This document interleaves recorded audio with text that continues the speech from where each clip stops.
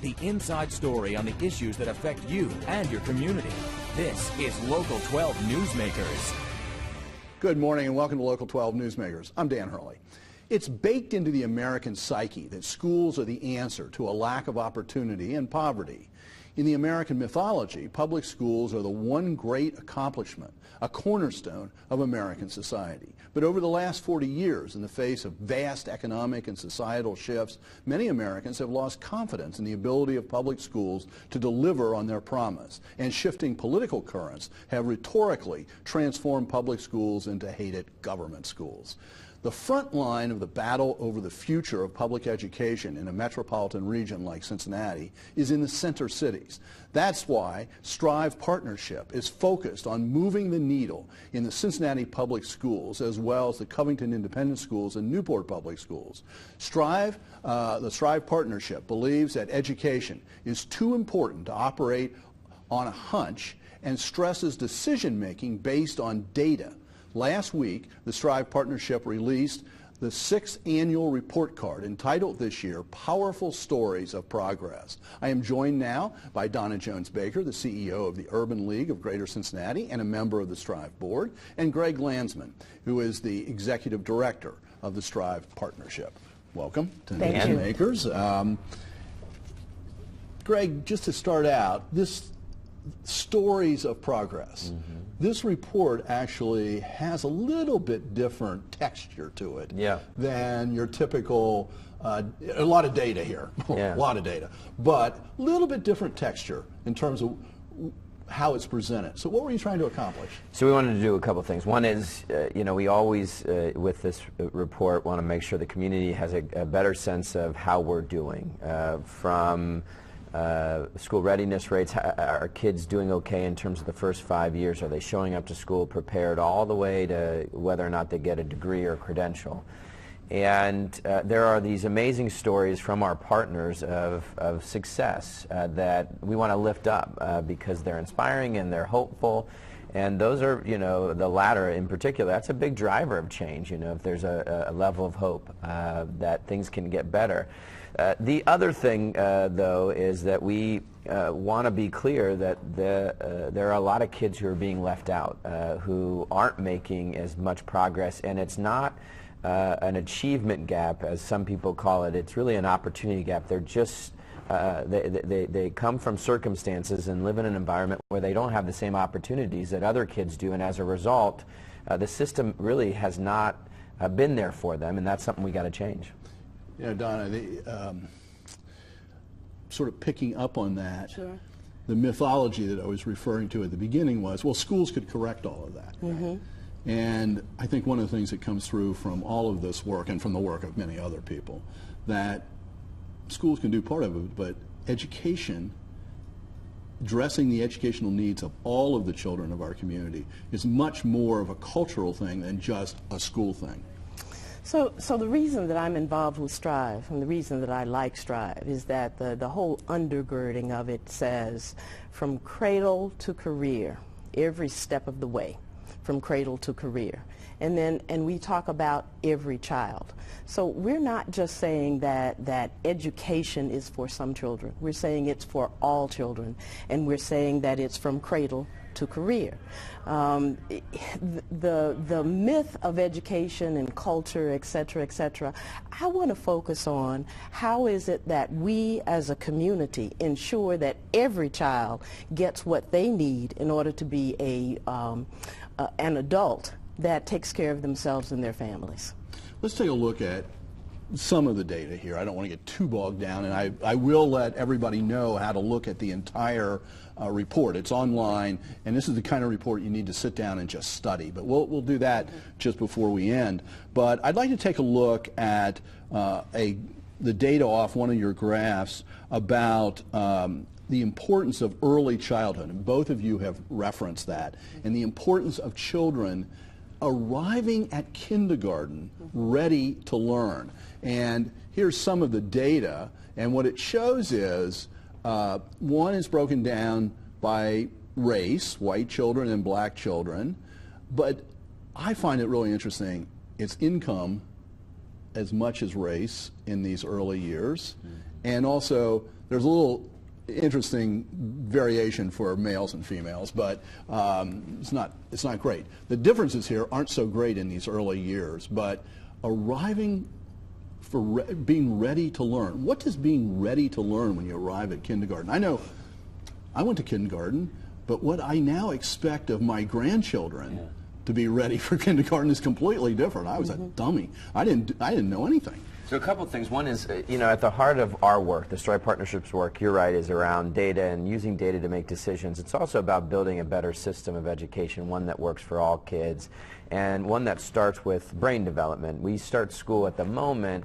when 90% of brain development has already occurred, usually around 5 or 6. That's when kindergarten begins, or that's how old a child is.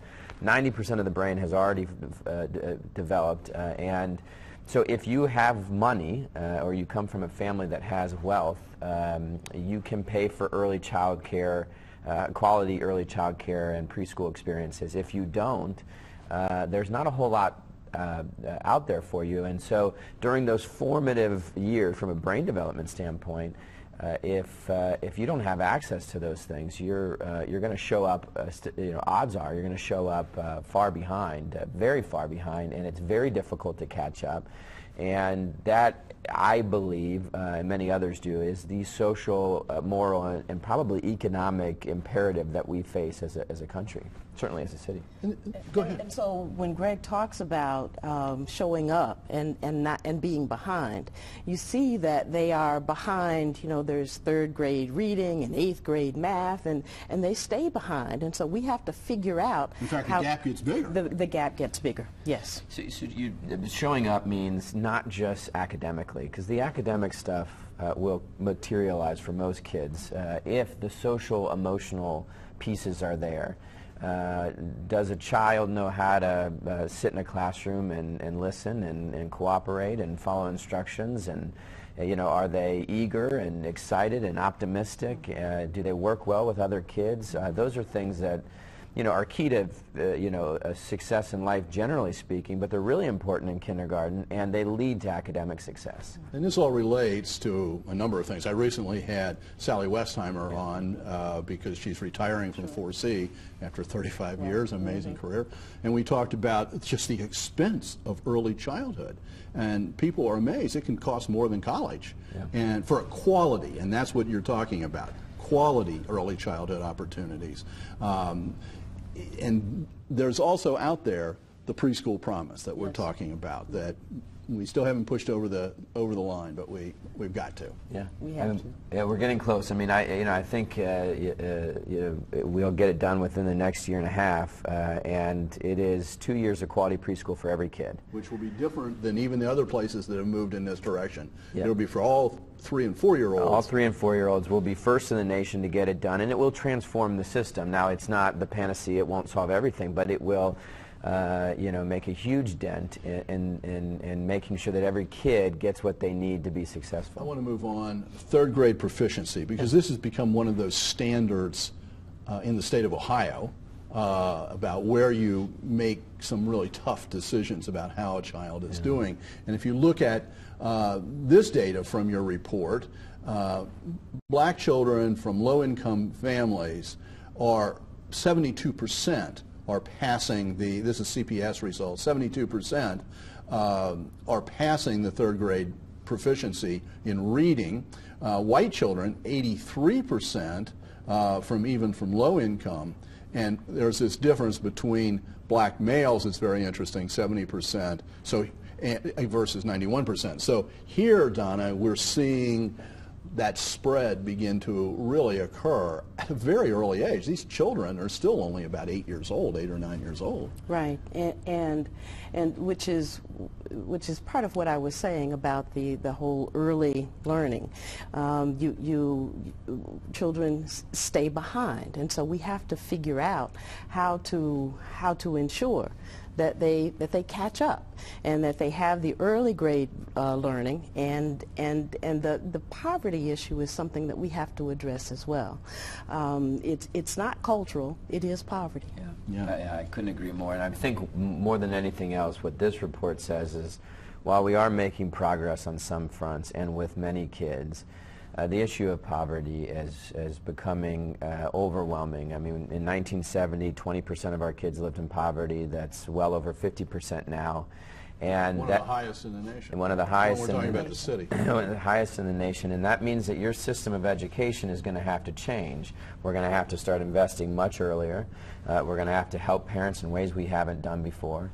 And we're going to have to change the way the school day works so that kids are getting what they need in addition to instruction, because you know, a lot of our kids need more than just sitting there and being lectured to all day. They need additional help, and if we don't give it to them, we are going to see these same results over and over again. Yeah, and when we think about how much we spend on children and in education versus how much we spend on the other end in incarceration, we spend on average, what, $5,000–6,000 per child in our public school system, and in our criminal justice system we spend about $25,000 per person. Does that make sense? And if we can alleviate that, if we can stop that, shouldn't we try to do it? You know, that's data that you can put out there. It's so hard for people, though, to believe that you have to shift that investment, and that it will really pay off 15, 20 years down the road. It's just a leap. For people, for a period of time, we're going to have to do both. I know. You know, and double up. And it's the, I mean, I really believe that the future of the country is at stake, because if we don't figure this out, we're not going to be able to compete. I want to jump ahead to another. There's so many parts of this report, but one that caught my attention was post-secondary completion. And in that, Melissa McCoy, who works for Strive, said that 70% of students from the urban core need remedial math classes to go on. And her quote is, "Math competency is the key driver to post-secondary attainment." So now we've shifted from reading to math is this big stumbling block. Yeah, you got to read. You got to be able to master reading, right? And that's the key. And if you don't, then you'll struggle in all of your subjects, including math. So mastering reading, being ready for school, that's key. And then you know, mastering math. Although it's less complicated than it sounds. It's really algebra. If you can do well in algebra. So that's one of my questions. Yeah, we don't have to do calculus here. But I can't do calculus. I mean, that's very difficult. But algebra is it's sort of the gateway into advanced math classes. Right. And if you do that, you do well on your ACT scores, and you test out of all of those remedial courses. Right. You don't need them. If you don't, you're stuck in remedial math, and a lot of kids just say, "I'm done." Yeah. Any thoughts about math? Not math and specifically, but the whole Common Core state standards is something that is extremely important, because in there all children get those same types of core areas that they need, math being one of them. Common Core, of course, though, politically controversial, but you're looking at it from the perspective of raising the bar for everybody. Absolutely. And that comes through in this report. Absolutely. Yeah, that's right. One other thing, and I know I'm out of time, but one other thing that caught my attention here was you're incorporating Archdiocesan results, Archdiocese of Cincinnati data in here. I don't know how long you've been doing that. I didn't go back to your earlier reports, but I think that's really important. Yeah, I mean, we, as Donna said, this is about all kids. I mean, you know, so it's all kids before school, you know, our babies and how they're doing, and whether they go to a CPS or Newport or Covington school or Archdiocesan school, these are our kids, and you know, our future really rests on their success. Well, I want to make sure everybody knows how to find this report. If you would like to read the latest report card, there are tons of data, and as I said, you just need to sit down and read it. Go to strivepartnership.org. Thank you for being here. Thank you for the work you're doing. Thank you. Absolutely critical. Stay tuned. After the break, we turn to an effort to raise red flags about when a child is in danger of becoming a victim of sexual abuse. With child sexual abuse, there are almost always red flags.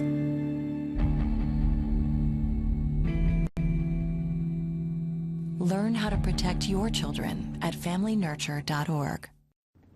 Welcome back. An estimated 39 million people in the United States are survivors of childhood sexual abuse.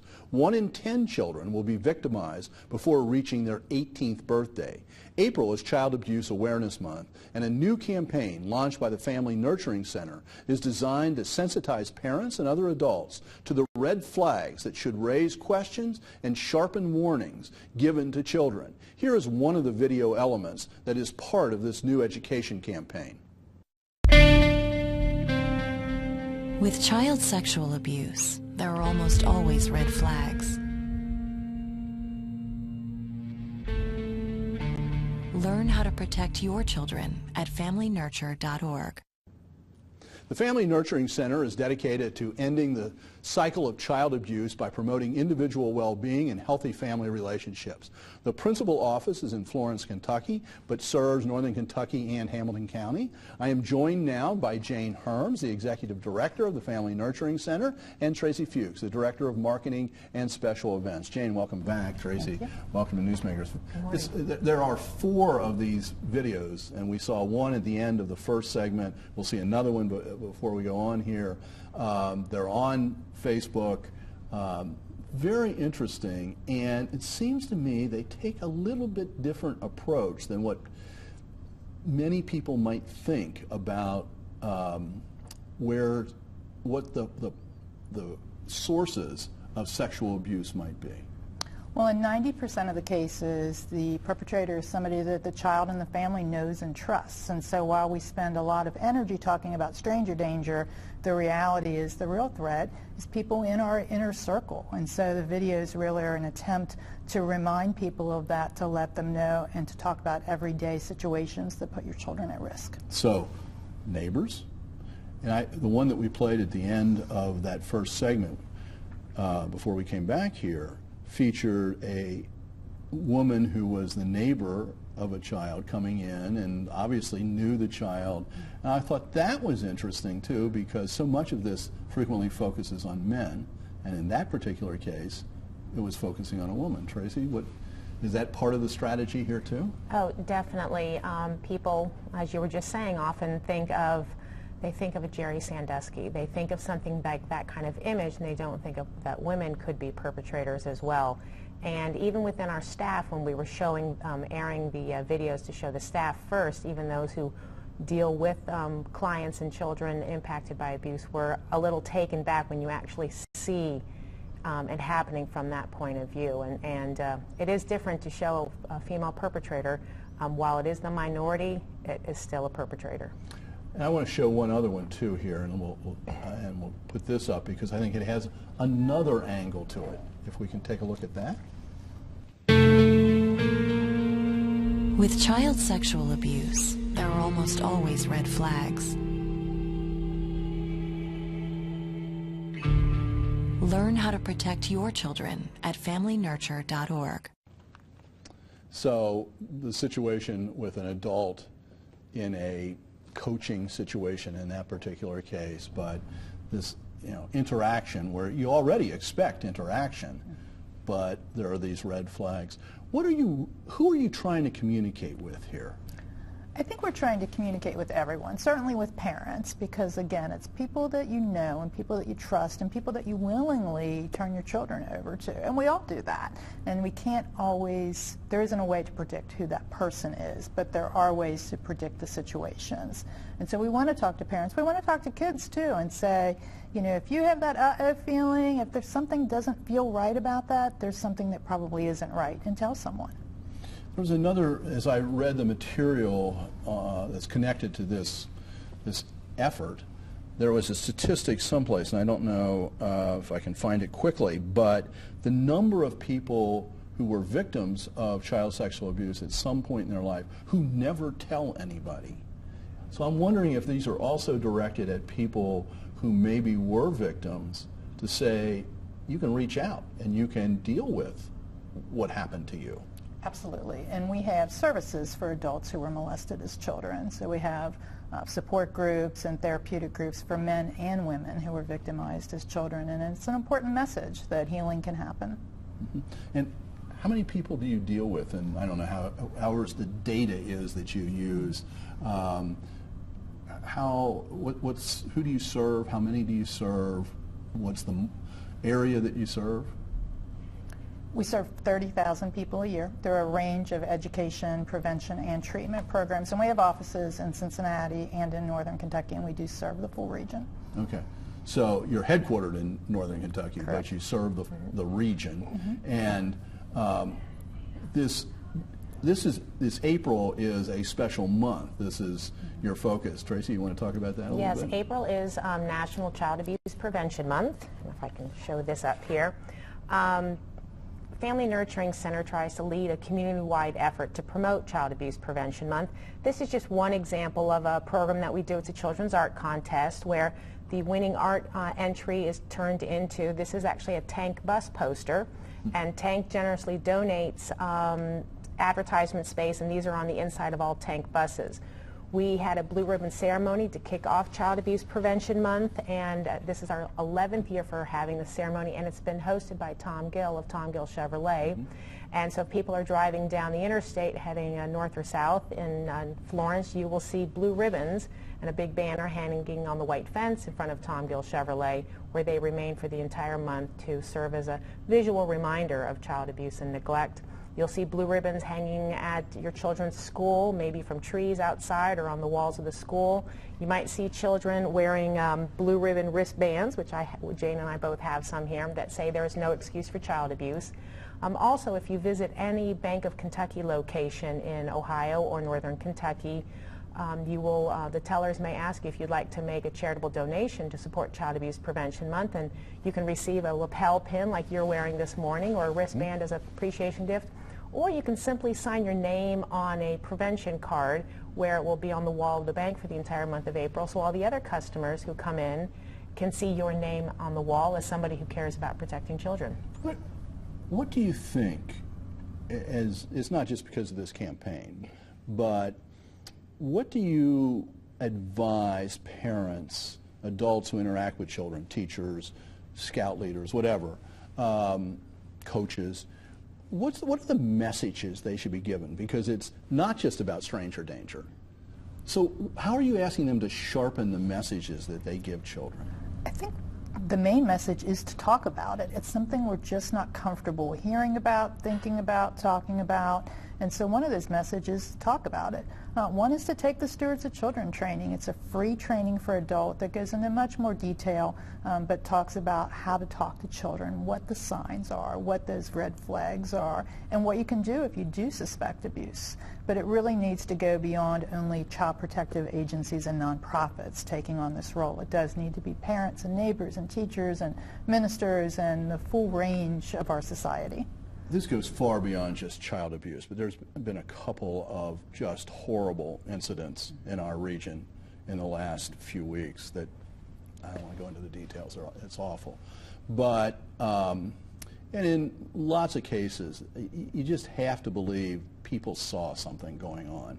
If people think, if an adult thinks there's something going on that is inappropriate, what should they do?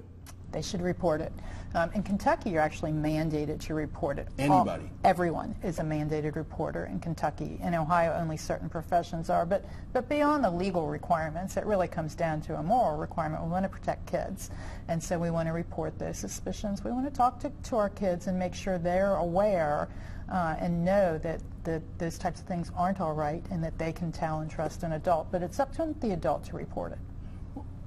What about the problem that, you're worried about somebody, a family or whatever, but you don't want to be a busybody. You don't want to interfere. You don't want to make their life miserable. What about that? What do you tell people? Well, as Jane was saying, it's your responsibility to report a suspicion. And when you call the numbers in Ohio or Kentucky to report a suspicion, you do not have to give your name. What's required for you is to give as much information as you can to report your suspicion of abuse. And that's where at that point, you've completed what is required of you. But there's a lot of people, like you were saying, just, well, it's the neighbor, I think, but I don't want to get involved. I feel uncomfortable. What if I'm wrong? But if it's a child's at stake, then you need to get over your... I have to let people know or to see this. If you'd like to learn more about the Red Flag campaign or find out more about the many services of Family Nurturing Center in both Northern Kentucky and Ohio, the website is familynurture.com or call 859-525-3200. So thank you for being with us this morning. Thank you for your work. Thank you for making Newsmakers a part of your Sunday morning. Join us again next week to meet the men and the women working to shape our region for a better future. Have a good week.